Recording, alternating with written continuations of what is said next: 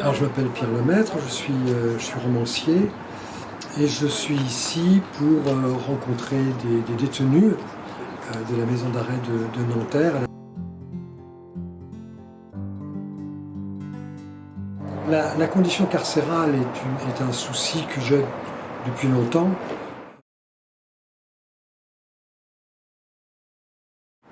Ce qui me marque, c'est l'avidité de contact, d'interrelation de la part des détenus, le plaisir qu'ils ont à s'entretenir avec un invité, la manière dont ils l'ont préparé, avec attention, avec acuité, avec intelligence, leur lecture.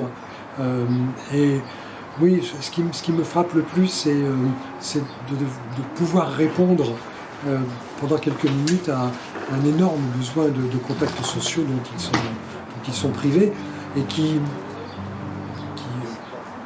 devraient normalement contribuer à leur mieux-être. C'est ponctuellement un moyen d'évasion, lorsqu'ils peuvent lire, de se plonger dans un univers qui leur permet de s'abstraire pendant la lecture de la condition dans laquelle ils survivent, puisqu'ils ne vivent.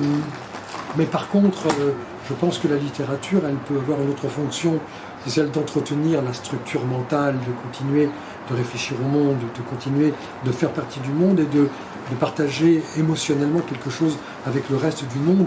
Je pense que ça, c'est une fonction que la littérature peut remplir auprès d'eux s'ils sont convenablement accompagnés.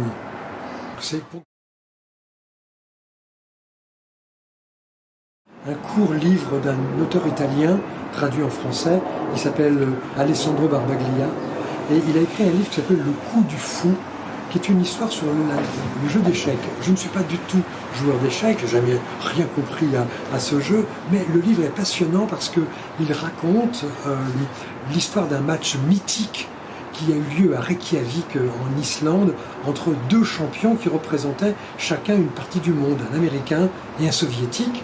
Et ce roman est assez formidable parce que à travers cette narration, on revit énormément de choses.